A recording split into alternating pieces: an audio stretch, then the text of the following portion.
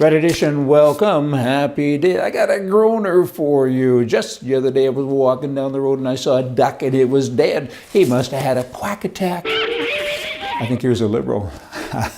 Gun talk. Throughout the years, gun talk has kind of gone into our mainstream world and we don't even know it. You may not know it and I wanted to share with you. I'm your wiser advisor. I know stuff. Here it comes. Weapons, terminology, lock, stock, and barrel. Okay? The lock is a firing mechanism. The stock is a wooden part of the gun and the barrel is a cylinder. I'm going to do that. I'm in. Lock, stock, and barrel is kind of cool. Loaded for bear. I'm loaded for bear. Another bit of verbiage that we use in our daily world, almost at least. This term came from the 1880s, and it's about the heavy charge of powder that you had to put into your black powder rifle to kill a bear because it took a bigger shot.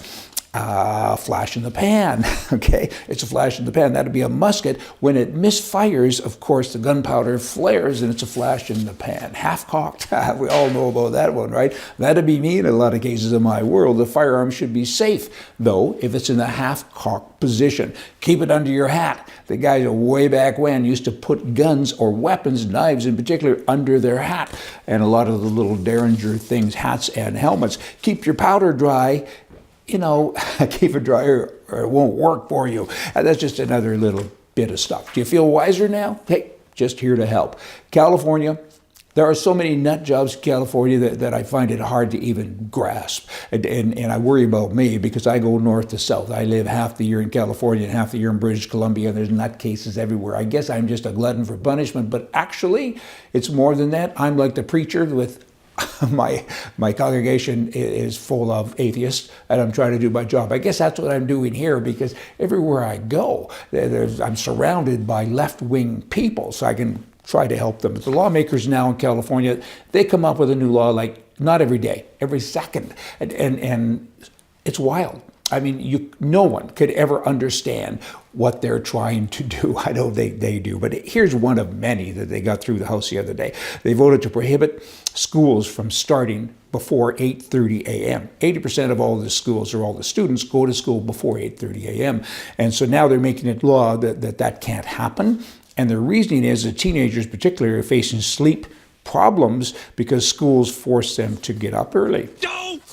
You know, again, that's a mind breaker, right? I mean, we have school boards, we have parents, and instead you got this little group of socialist people that sit around with nothing else to do but create laws all day. And I guess somebody must have looked at the clock and saw a kid yawn at 7:30 in the morning or something and said, hey, the kid yawned, let's have a new law and stop that. If a bad man with a gun kills innocent people, particularly in Canada now, let me focus on that. The Liberal government and all of the commies say all guns have to go. But if a terrorist kills somebody with a gun, they kind of do a double whammy. They say, let's take all the guns away, but let's bring in a whole bunch of refugees from Syria and Iraq.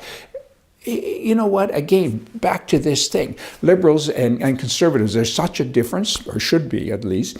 And just let me end today with this goofy little story, but it's meant to be a joke, but it also does tell a real life story. I mean, you had a liberal and a conservative walking down the road and they looked over in the ditch and here's a guy and he's dead. He's got 19 bullet holes in him, 4 knives sticking out and a rope around his neck. It's kind of a mess. And the conservative, of course, says, we must go find who did this and punish him. The liberal looks at it and says, we must find who did this. He needs our help. Hey, y'all, come back here tomorrow. See ya.